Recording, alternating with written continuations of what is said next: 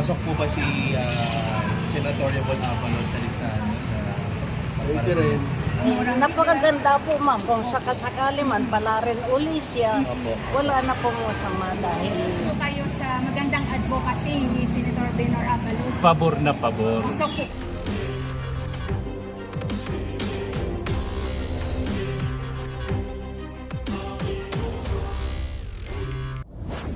ito na lang po ma'am, pasok po ba sa inyo si Benor Abalos bilang senator sa Malacan? Yes! Wow! naman. Wow. So dapat na huwag mo kalimutan si Benor Abalos. Ayun. Ayan ma'am, pasok po ba si Benor Abalos sa balota po dahil malapit na po yung election natin? Yes, Benor Abalos. Opo. Yes! Di ba Abalos, Benor Mandaluyong? Abalos. Opo, senador Yes, po oh. siya ma'am. Sila naman. Mandaluyong po yan eh. Yes, opo. Mm. Pero kasama na rin po ang Marikina, basta nationwide. Kasi po yan, tumulong sa tuwing ko, sa pinsan ko nung namatay sa Mandaluyong 9 de Febrero po. Kilala ko po siya. Yes, ayan na mga pasok po si Benor. Great. Kilala ko po yan. Kapag-aral ko siya sa taga Mandaluyong. Alam ko po sila. Kilala pala ni Ma'am. Oo, tumulong po sa pinsan ko sa tuwing kong kambal. Si Ramirez. Sila po. Kasi private po yung dati. Like, kung sakali boboto po kayo, sino pipiliin nyo na congressman? Si Marcy Teodoro ba o si Coco Pimentel? Documented. Yes, ang galing. Coco Pimentel. Wow. Kasi siyempre para naman maibalik yung... Oo, tsaka tulungan po naman ako. Kami dyan eh. Oh, Ah, Lalo okay. sa nanay ko sa mga senior po. Natulungan po kami niyan. Kahit pa paano. naman. Nakaka-ano naman kasi, di ba? Dahil lalo po, hindi pa taga Mandaluyong po yan. Opo. Hindi kasama po ng mga pamilya niyo po, talagang abalos sila. Mga Bicol po yung mga taga Mandaluyong. Mga kamag-anak. Pero pasok po si Abalos sa inyo, ma'am. Sa balota nyo. Sa balota niyo po. Kung iboboto nyo po ba sa Boto Abalos? niyo po. Eh, kung yun, mabuti sa ating lahat yun. Dahil aayusin niya yun eh, di ba? Oo. Kaya dapat kay Abalos tayo. Eh, ma'am, dahil kung yan ang hinihiling ninyo at nalaman ko, babalita ko sa mga kakilala ko. Di ba? Oo. Pabor pa kayo sa sinabi ni Abalos na bawasan yung pagbili ng imported na bigas at bilihin na lang yung bigas na magsasaka natin dito para kumita sila at magmura yung bigas dito sa atin? Oh, yun na nararapat ko kasi sa atin. Oo. Sa atin po yung nanggagaan. Okay sir, yung plano po ni Senator Yvonne Avalos na tanggalin na po yung IVAT ng kuryente para po magkaroon tayo ng murang kuryente. Pabor po ba kayo doon sa kanyang panukala? Oo. Yun ang hindi ko muna maano. Murang kuryente. Gusto mo ng murang kuryente, malaking... Oo, pwede yun. Pwede nating, pwedeng matupad yun kung pabor din yung mga tao sa... Yes. So pabor po kayo doon sa tao gagan. din, kasi murang kuryente lang po. Oo. Mas magaganda pag nakakatipid tayo sa pagbabayad ng kuryente. So yun nga po sir, no, dahil sa advocacy ni Benor Abalos na mapamura yung kuryente at yung bigas, pasok po ba siya sa inyo sa darating na election? Papasok po. Yes. Basta matutupad yung yung ginawa niya. Ngayon lang kita sir, patungkol po sa bigas dito sa Pilipinas. Si Secretary Abalos, sinabi niya na bawasan ang pagbili ng imported na bigas at bilihin na lang yung mga bigas dito na magsasaka para kumita yung magsasaka natin at bumaba yung bigas. Pabor ba kayo ron? Tama. Apo. So okay po sa inyo yun. Okay po. Yung sa plano din po ni Senator Yvonne Avalos na para po magkaroon ng mas murang kuryente, tanggalin na po yung IVAT. So pabor po ba kayo sa plano na yan? Plano ni Avalos? Pabor naman ako doon. Para bumaba ang kuryente. Para bumaba po yung kuryente. So pabor po kayo doon. So matanong lang po sir, kung pasok po ba si Senator Yvonne Avalos sa listahan niyo sa Pwede rin. Yes, so po kasi maganda naman po yung advocacy niya. Yes. Yun, Sir, dito naman tayo sa Marikina kasi ang sapatos medyo humihina na, di ba? Meron pong binitawan po na salita po ang ating Congressman Coco Pimentel na pasiglahin ulit ang sapatos sa Marikina. Hanggat may China, hindi na sapatos sa Marikina. Pero mas matibay ang gawa ng ditong ano. Mas mura China. Ganun. Ibig sabihin, yung China sumisira sa industriya dito. Oo, talagang matagal.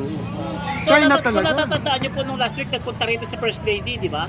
Yun yung pinaka pinunta niya rito para buhayin at pasiglahin muli yung sapatos industriya dito sa Marikina. Pabor ba kayo ron sa inisyatibo nila Senator Coco Pimentel at First Lady? Kakatrabaho. Opo, kasi matibay yung sapatos nyo rito eh. Kaya nga lang, mura yung China. Alam mo, gaya ng babae, saway sa sapatos, sa gamit. Sa buwan lang, bibili na naman ng bago. Mura yung China. Kaso bili ka naman, bili. Bili ng bili. Yung sa atin, mahal. Hindi mo kapili ang... Matibay naman. Oo, kaya lang, palagi yun ang suot eh. Sasawa yung mga babae. Sa lalaki, walang problema eh. So dapat po talaga maka-ano po tayo, hindi tayo maka-China mga product nila. Kasi Talaga kailangan. Price, di ba? Para mas piliin nila yung mas affordable din, hindi lang sa matibay. Ito kasi si Senatorial sa kuryente naman, nagpakaliman Opo. ako. Ito po yung plano. Tatanggalin na po yung IVAT. Yan po yung plano. siguro. So pabor po ba kayo sa plano ni Senatorial Bol Abalos na Ano ba tanggalin yung talaga IVAT? nagpapataas ng singid sa kuryente? Kasi hindi ko na rin maintindihan naman yan eh. Ang daming mga ang daming mga additional na mga charges. Charges. So tatanggalin na po yung IVAT. dapat Oo. So pabor Kaya yun po maganda po yung implementation ni Binor Abalos. na murang kuryente. Gagawin niya. Oh, pabor naman po kayo. Eh, kung gano'n yung gusto ko nga, bumaba talaga eh. Kasi kamukha nun, last month, ang bayad ko, 4K. Tapos nag-bill na naman, nag 7K. Oo nga po. Ang laki lang, hindi lang nila. Tapos sasabihin nila sa balita, may rebates pa silang nalalaman, hindi naman nila imbis na ma-rebates, tataas ang kuryente. Ano ba yun? Ano pong masasabi nyo? Ano pong masasabi nyo sa sinabi ni Benhur Abalos na bawasan yung pagbili ng imported na bigas at bilihin na lang yung bigas ng magsasaka natin dito para kumita sila? Eh, napakaganda naman po yun. Yun po para mabuhay yung mga luma natin magsasaka. So pabor po kayo ron na sa sinabi ni Benhur na yun? Ayos yun po. Para sa akin, lumang tao ako. Parang at saka yun mga bigas na luma, ano yan eh, mabitamina yan. Oo. Pabor po ba kayo sa plano ni Senatorial Bol Abalos na Ayos para maging sa ano akin. po, Kung mas mura yung sakasakali man, kuryente? matupad niya o kaya makalabas siya. Maraming salamat sa Panginoon at ibigay niya pa rin ng pagkakataon. Opo. So kung sakali po na malapit na yung election natin, ikasama po ba si Abalos sa ibuboto mo dahil sa magandang implementation niya? Napakaganda po ma'am. Kung sakasakali man, pala rin uli siya. Opo. Wala na pong masama dahil sa edad kong ito, kailangan naman sumang-ayon tayo. So Abalos po tayo mga Okay. Nay, may iba naman po tayo. Nandito po tayo sa Marikina. Kasi ang sapatos sa Marikina medyo humina na, di ba? Ang sabi po, yes po, ang sapatos ng Marikina. Ngayon, sabi po ni Congressman Coco Pimentel na pasiglahin muli ang sapatos ng Marikina kasi medyo nawala na, no? Payag po ba kayo? Sangayon po ba kayo na ibalik? Kung sakali man mo, pala rin uli na lumagas ng negosyo ng iyan. Napakaganda naman po talagang totoo yan ang bumagsak ng mga gawaan ng Marikina. Nay, kung sakaling mabubuto po kayo, sino po napusuan yung congressman sa District 1 ng Marikina? Si Marky Viduro ba o si Coco Pimentel? Kung ang kaloob ng Panginoon po, siya masusunod, siya lumikha sa atin, siya magbigay ng katotohanan, at siya rin ang mag-guide sa atin ng kailanman. Pabor ba kayo sa sinabi ni Secretary Abalos na bawasan yung pagbili ng imported na bigas at bilihin na lang yung bigas ng mga magsasaka natin para kumita yung magsasaka at bumaba yung bigas dito sa atin? Pabor ba kayo? Opo. Bakit po? Bakit? Para po, para po kumita naman po yung mga magsasaka po. Yes, tama. So sa murang kuryente po, kasi may plano din po si Senatorial Bol Abalos na tanggalin po yung IVAT para mas bumaba po yung presyo ng kuryente. So pabor po ba kayo na Opo, pabor po. bababa po yung kuryente sa panukala na yan? Opo, pabor po kami kasi po sobrang sa Mahal. ang mahal po. So yun nga po ma'am, dahil sa implementation ni Senator Abalos, kung sakali man po, malapit na po yung election. Pasok po ba siya sa inyong balota po?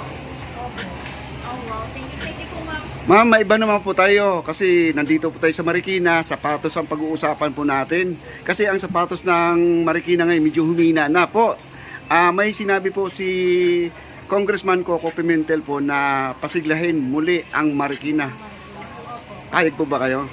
Opo, kasi po sa Marikina po makikita yung matitibay na sapatos din yan, yung mga chinelas. Okay po sa amin nga palawakin po.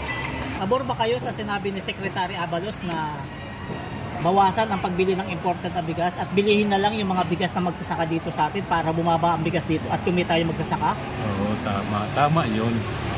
Dahil sir, Ang tanggalin natin yung produkto ng ating bayan.